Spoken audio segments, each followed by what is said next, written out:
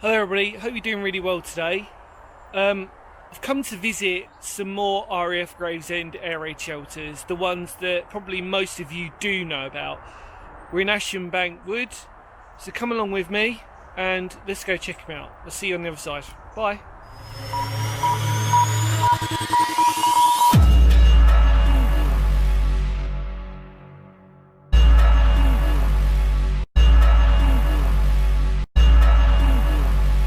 Preview.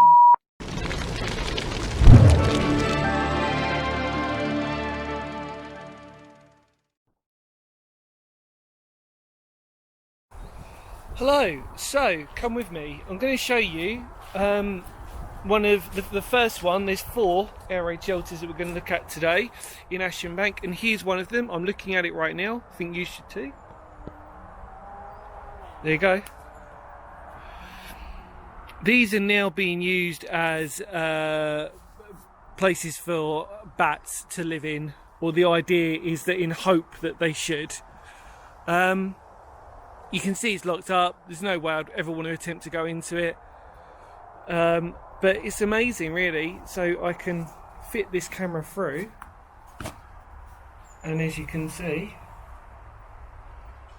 it's in remarkable condition.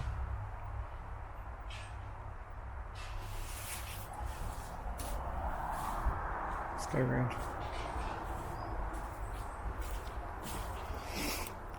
And then you can see the bank.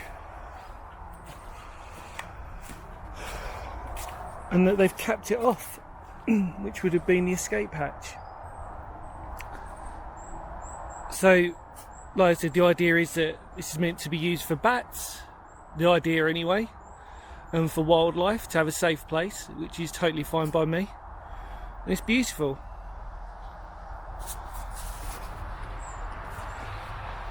So if you didn't know the history of RAF Gravesend or extra bits that I've gone through, please feel free to type in RAF Gravesend air raid shelters and you will see I did a very special one, which was one that you could access, but these are the ones, like I said, that are the ones that you can't access.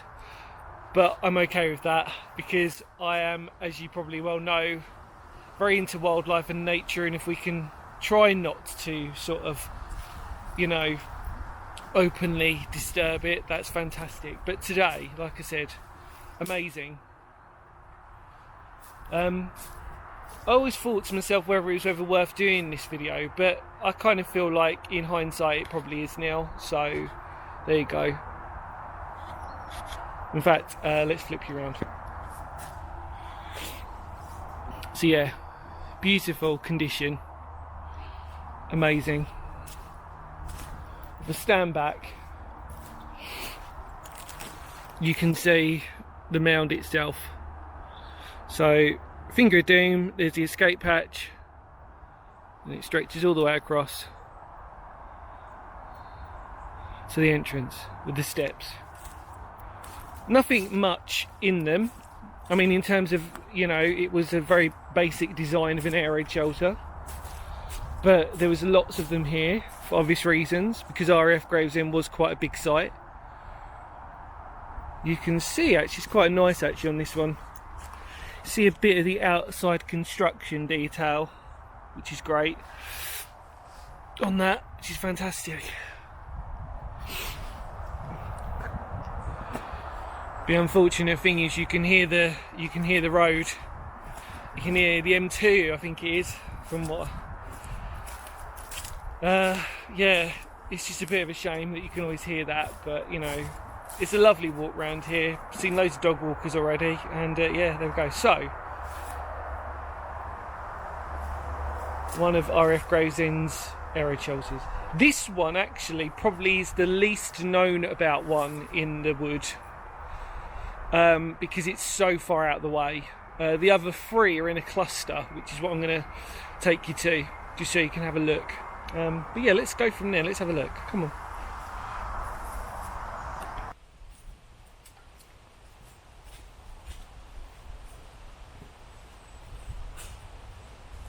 Hiya. So you need to sort of, I don't know if you're going to see this one. This is probably the most inaccessible air raid shelter out of all of them, because it's sort of off the beaten track. You can't really sort of get to it without sort of like climbing through some woodland. But this would be the third one on, I think this is site 5, which would have been, I'll talk more about it later. But if you look in front of me, don't know if you can see that, but directly in front of me, finger of doom, you might be able to see some railings. Red, that's the entrance for another one of the air raid shelters that is at RAF Gravesend. It's probably the least well known one, like I said, just because of how inaccessible it is. But the reason for that is because wildlife, we want to try and do as much as possible, and as you can sort of see around here, it's designed so that animals can really thrive in this sort of like part of nature. But there it is, you can see it, totally inaccessible, and I don't mind that. So let's have a look back around. So yeah, like as I said before, you know, it's one of these things that you just got to sort of say to yourself, it's okay to sort of have these types of places where you can have this. So yeah, that's the one, like I said, that not many people know about. But we're gonna go now and check out the 2 in the forest that you probably do know about. So let's go and have a look at them. Come on. And here we are. Here are the other 2, and there's a sign to tell you exactly what you're missing out on. So that is literally what they look like inside. Again, if you check out a previous video, RAF Gravesend, you see me in one of those. This is where we are, which is site 5. Although that would have, the first one you saw would have classed as being in site 4, and the air raid shelters that I went to, or the other 2 in the other video, were on site 2. And then the airfield is sort of just over there really. But yeah, crazy to think, isn't it? This was such an extensive site. There's some ruins, which I'm going to take you to in a minute, that are literally behind me. But it says, yeah, there you go. 2 RAF camps constructed at Ashenbank. There you go. 1, 4 and 5. They're the ones that are actually in the forest themselves. And it talks about Biggin Hill. Extensive site. And then you can have a look. It says, during World War II, living accommodation was built in different location from operational sites, which were targets for bombing raids. Woodland provided an ideal setting to keep buildings hidden from sight, and they really do a great job. These are extremely well camouflaged, or would have been well camouflaged air raid shelters. So let's walk up to them.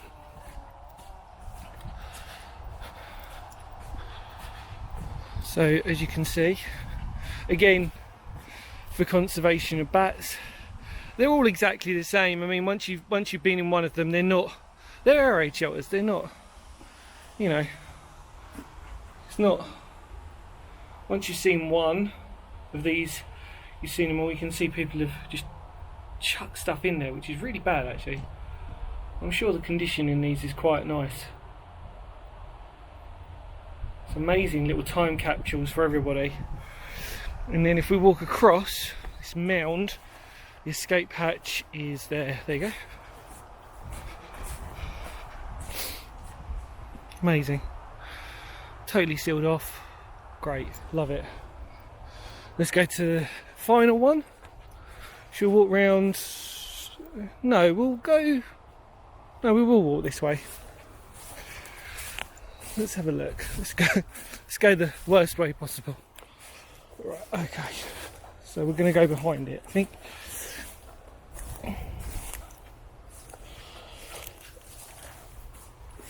Probably the best way to see some extra brickwork from the entrance. There you go. How brilliant is that? You can see it's bricks within a concrete cap. So you can see the beautiful construction of that. Or can you, with the light? Let's walk around.